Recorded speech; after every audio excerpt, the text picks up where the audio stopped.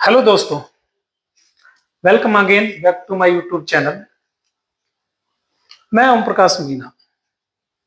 बहुत लंबा period banking से संबंधित हूं। दोस्तों, सब लोगों को रिक्वायरमेंट होती है, फंड की रिक्वायरमेंट होती है अपने बिजनेस करने के लिए, अपना घर बनाने के लिए, अपने दूसरी चीजों के लिए। लेकिन मैं आज आपको एक ऐसे टॉपिक पर बात करूंगा। सबको सब कुछ पता है, लेकिन कई बार नॉलेज होने से आपको क्या गेन हो सकता है, इस टॉपिक पर बात करेंगे। और वो करेंगे जब भी आप कोई लोन लेते हो तो लोन लेते टाइम कुछ सावधानी बरतें, चर्चा करें, डिस्कस करें, लोगों से बातचीत करें। कौन कौन लोगों से? मान लिया आप पंजाब नेशनल बैंक के अकाउंट होल्डर हैं और आप हाउसिंग लोन लेना चाहते हैं, तो जाइए बैंक के मैनेजर से, लोन अधिकारी से बात करिए और अपनी रिक्वायरमेंट बताइए और अपनी परिस्थिति बताइए कि आप क्या करते हैं, आपकी क्या इनकम है। इन सारी बात दोस्तों, कैलकुलेशन समझिए। मान लिया सपोज करें आपने 10 लाख के लिए कोई लोन लेना है और हाउसिंग लोन लेना है।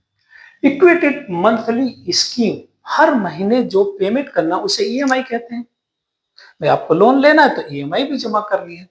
तो अब आप चर्चा करें, अपने अपने बारे में बताएं, आपकी इनकम कैसी है, आपको रेगुलर इनकम है, कैसे जैसी भी है। तो अब आप उस पर बात करते समय एक दो पॉइंट पे बात करें। एक तो प्री पेमेंट क्या होता है,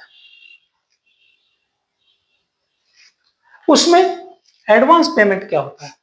प्री पेमेंट ये है कि आपने अपने लोन लिया 10 लाख का और 1-2 साल बाद आपने पूरा जमा कर दिया, तो उस पर कोई पेनल्टी तो नहीं। सरकारी बैंकों में ये नहीं होता है।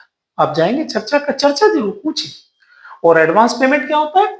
एडवांस पेमेंट ये होता है, मान लीजिए सपोज करिए आपने हाउसिंग लोन लिया और आपको बीच में कभी बोनस या कुछ 10-20 हजार रुपए कहीं से मिले, जो आपने इनकम से अपने जैसे भी आपको इनकम हुई, तो आप उस पैसे को क्या लोन में जमा करके फायदा उठा सकते हैं।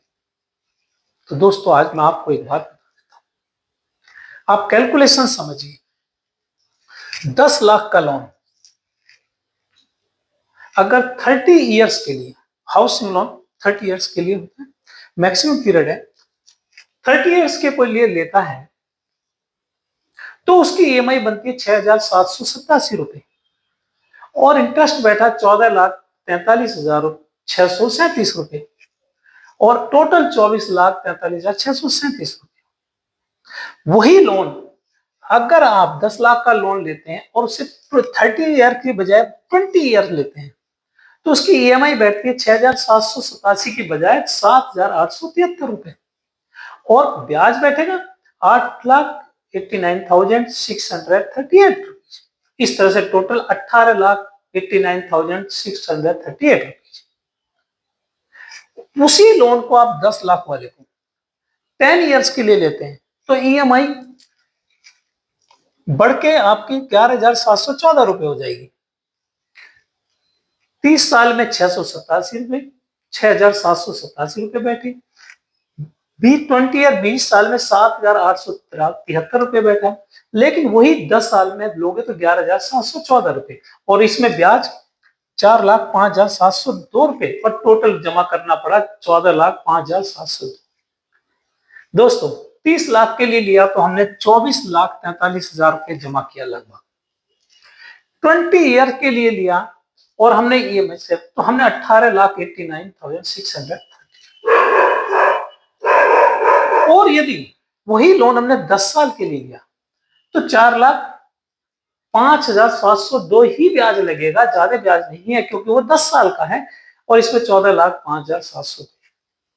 दोस्तों, अब आप कहेंगे कि इससे ईएमआई बढ़ जाएगी। मैं मानता हूं कि 30 ईयर्स में 6,787 रुपए, 20 ईयर में 7,873 और 10 साल में 11,714।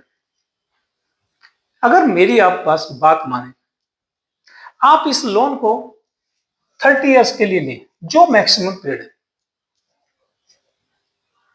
जो आपका एलिजिबिलिटी है, जो मैक्सिमम है, और उनसे बात करें कि क्या मैं एडवांस पेमेंट कोई करता हूं। मान लीजिए कि प्री पेमेंट मतलब पूरा क्लोज किया, वो एक अलग बात है कि आप कितनी कैपेसिटी आप बंद जमा कर सकते हैं, लेकिन सबकी कैपेसिटी नहीं होती। तो सबकी कैपेसिटी नहीं होती, वो टाइम टू टाइम थोड़ा थोड़ा जमा करते हैं। तो जो ईएमआई जमा करते हैं उसके अलावा भी आप कोई एडवांस पेमेंट जमा करें। मान लीजिए आपकी 6,787 रुपए ईएमआई है, ठीक है, आपको 10,000, 20,000, 50,000 रुपए कहीं से मिलता है, तो पूछे उनसे क्या मैं एडवांस पेमेंट कर सकता हूं। दोस्तों, आप चाहेंगे, आप बैंक में ये सुविधा है, आप सोचते हो मेरा लोन चल रहा है, वो लॉन्ग टर्म के लिए चलेगा तो भाई आपको पेमेंट 24,43,637 करनी पड़ेगी 30 ईयर्स के लिए, और उसी में आपकी ईएमआई कम से कम बनवाइए, कम अमाउंट की बनवाइए, लॉन्ग टर्म की बनवाइए, और ये पैसा जो एडवांस पेमेंट है वो टाइम टू टाइम आप जमा करिए। देखिए 30 ईयर्स में क्यों सोचते हो आप कि मैं 30 ईयर्स में पेमेंट करूंगा, आप उसे कोशिश करिए कि आपको 10 साल में ही उसे दे आए, लेकिन ईएमआई का मतलब ये होता है कि आप इजीली पे कर सके, ये आपने कैलकुलेट करना है। तो कभी कभी जो सभी लोग इस चीज को नहीं वो कर पाएंगे, लेकिन जो लोग कर सकते हैं तो बीच बीच में पैसा जमा करें और रेगुलर जमा करें, रेगुलर के साथ साथ उसको जो एक्स्ट्रा पैसा उसे एडवांस पे पर जमा करें, चर्चा करें कि ये क्या मैं कर सकता हूं। दोस्तों यस, और इस तरह से धीरे धीरे उस लोन पीरियड को कम कर सकते हैं, आप अपने आप ऑटोमेटिक कंप्यूटराइज है। आप जितना पैसा जमा कर देंगे अगले महीने जो बचेगा उस पर इंटरेस्ट लगता है। मंथली इंटरेस्ट आपको लगेगा, मान लिया आपने 10 लाख का लोन है, 1 लाख रुपए जमा कर दिया, नेक्स्ट महीने आपको 9 लाख पे ब्याज लगेगा।